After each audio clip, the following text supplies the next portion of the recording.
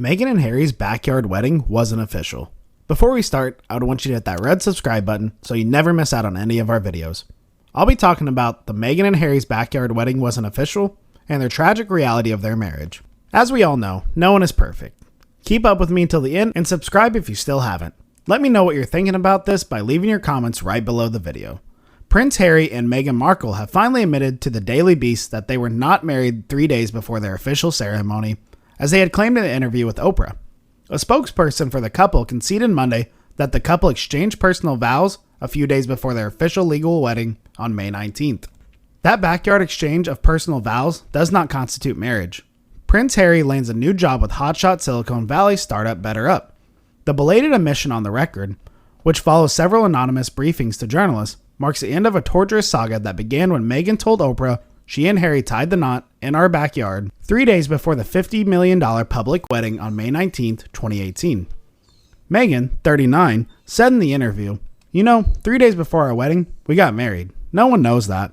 The vows that we have framed in our room are just the two of us in the backyard with Archbishop of Canterbury." 3 days before our wedding, we got married. No one knows that, but we called the Archbishop and we just said, look, this spectacle is for the world, but we want our union between us. So like the vows that we have framed in our room are just the two of us in our backyard with the Archbishop of Canterbury, and that was the piece that...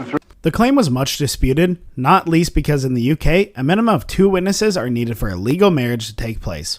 Others argued, however, that Meghan was merely making the point that for them as a couple, it was more important to make the personal than public commitment, and that the focus on discrepancies and inaccuracies in the interview was deliberate strategy by Meghan's detractors to undermine her wider credibility and the specific claim that concerns over her baby's likely skin color were expressed to Harry. Meghan Markle didn't understand wedding rules because she is American, Archbishop's office told Vicer.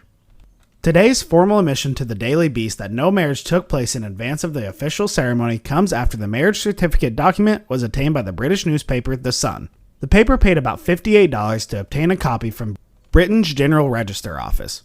The certificate, which gives the witnesses as Prince Charles and Meghan's mom Doria Ragland, confirmed the couple were indeed married on May 19, 2018 at Windsor Castle. Stephen Borton, former chief clerk at the faculty office, told The Sun, "I'm sorry, but Meghan is obviously confused and clearly misinformed. They did not marry 3 days earlier in front of the Archbishop of Canterbury. The special license I helped draw up enabled them to marry at St. George's Chapel in Windsor, and what happened there on May 19, 2018 was seen by millions around the world was the official wedding as recognized by the Church of England and the law." The certificate lists Harry as single and his occupation as Prince of the United Kingdom, and Meghan as divorced and an actor. Her dad, Thomas Markle, is described as Lightning Director, and Charles is described as Prince of the United Kingdom. The Archbishop's office refused to comment. The misleading claim originally made by Meghan was the cause of the dispute. As the Daily Beast reported last week, Mark Edwards, a priest from Newcastle, said he checked with the Archbishop's office and was told that the claim they got married in the back garden of their home may have been the result of a misunderstanding stemming from the fact that Meghan is American. Reverend Mark Edwards had told the local newspaper in Newcastle, The Chronicle, that he contacted Archbishop Justin Welby's office to get some clarity on the claim after the couple mentioned it in the Oprah Winfrey interview. He said he was motivated in part to do so because he had been flooded with requests for the private or outdoor weddings during lockdown that he has not been able to fulfill because the law states that Church of England weddings must take place in a certified place of worship and cannot be conducted outside. Edwards said the person he spoke told him, "Justin had a private conversation with the couple in the garden about the wedding, but I can assure you no wedding took place until the televised national event." Edwards said it was in the public interest for the leader of the church to put the record straight. Now that Meghan's people have done so, the infinitely more serious accusations of racism within the royal family can be examined with less distraction. That's all for today.